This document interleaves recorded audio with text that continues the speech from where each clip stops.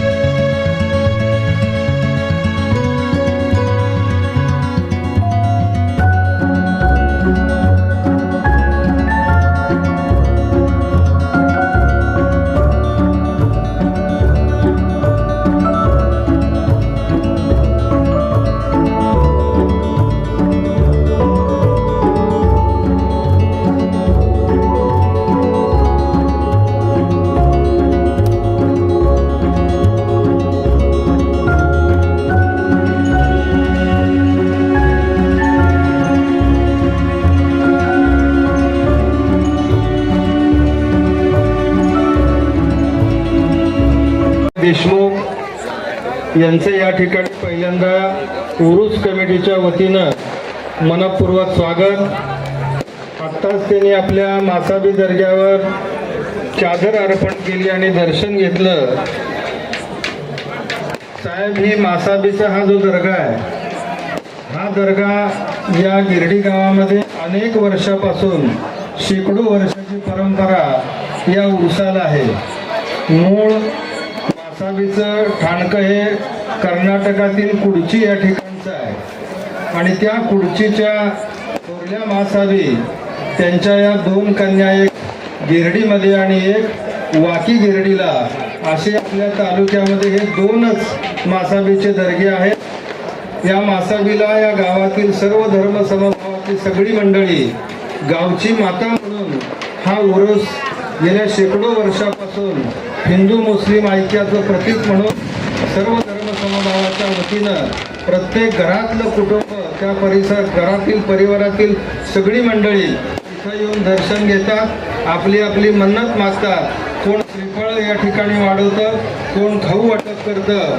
ही तरुण मंडळी या मुस्लिम समाजातली यांनी चांगल्या पद्धतीनं हा उरूस गेल्या अनेक वर्षापासून ही मंडळी करतात। कव्वालीचा कार्यक्रम असतो, मोठा गावात शोभायात्रा काढली जाते। अशा या उरुसाच्या निमित्तानं आपण आलात, इथं दर्शन घेतलं, त्याबद्दल समस्त गिरडी गावाच्या वतीनं आणि उरूस कमिटीच्या वतीनं आपलं मी मनपूर्वक आभार मानतो। आणि या उरूस कमिटीचा कार्यक्रम आहे आणि त्या निमित्ताने सर्वच आपण या गिरडी गाव आणि पंचक्रोशीतील सर्व जाती धर्माची लोक आशीर्वाद घेण्यासाठी या ठिकाणी येतात। कुलकर्णी सरांनी सांगितल्या पद्धतीनं जो इतिहास आहे तो आपल्या सर्वांना ज्ञात आहे। शेकडो वर्षाची ही परंपरा आपल्या तालुक्यामध्ये खूप चांगल्या पद्धतीने जपली जाते।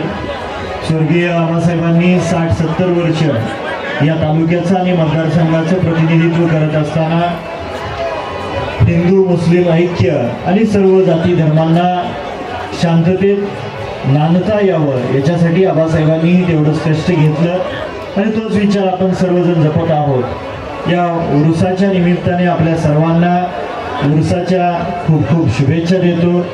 आणि आज 1 जानेवारी आहे, नवीन वर्ष इंग्लिश कॅलेंडरनुसार चालू झालेलं आहे। त्या नवीन वर्षाच्या सुद्धा आपल्याला खूप खूप शुभेच्छा देतो। पुढील वर्ष हे सुखाचं, आनंदाचं, आरोग्यदायी जावं ही महासाहेबांना प्रार्थना करतो।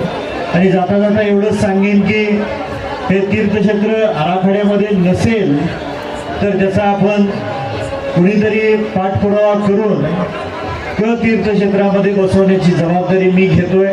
आपण सर्वांनी मला या ठिकाणी बोलवलं, मानसन्मान दिला, आपल्यात मिसळण्याची संधी दिली, त्याबद्दल सर्वांचा अंतःकरणपूर्वक आभार मानतो। विशेष करून उरुस कमिटीचा आभार मानतो आणि थांबतो। जय हिंद, जय महाराष्ट्र। आपण सांगूला पॉलिटिक्स हे यूट्यूब चॅनल जर पहिल्यांदा पाहत असाल तर नक्की सबस्क्राईब करा